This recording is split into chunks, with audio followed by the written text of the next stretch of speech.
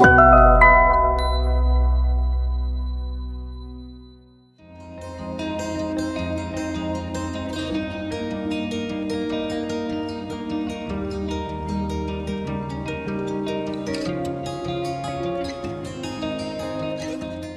oreillons, c'est une maladie infectieuse, virale, qui est extrêmement contagieuse. Elle touche l'enfant entre 4 et 5 ans et elle est à l'origine de manifestations cliniques à type de fièvre, de tuméfaction sous l'oreille, d'abord d'un côté puis de l'autre. Cette tuméfaction est souvent douloureuse, associée également à des douleurs abdominales, à une fatigue, mais qui peut donner des complications.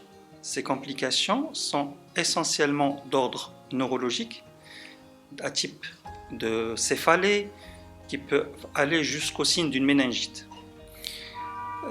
L'adage public de nos vieilles grand-mères qui associe oreillons aux stérilités, c'est un adage qui n'est pas vraiment réel, c'est exceptionnel qu'on ait une stérilité. On peut avoir une tuméfaction au niveau des testicules, mais exceptionnellement arriver à la stérilité.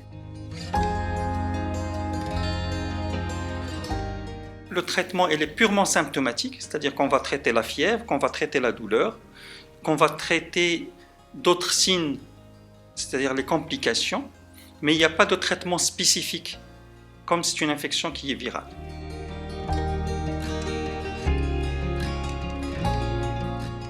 Quand on prend mal en charge ces symptômes, donc on peut avoir tous les effets secondaires, par exemple de la fièvre maltraitée, notamment des convulsions.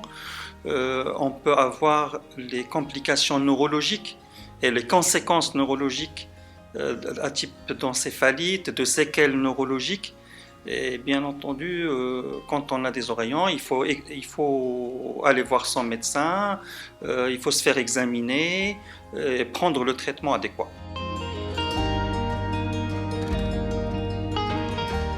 C'est une maladie qu'on peut prévenir, donc il existe un vaccin. D'ailleurs, actuellement, on en voit de moins en moins.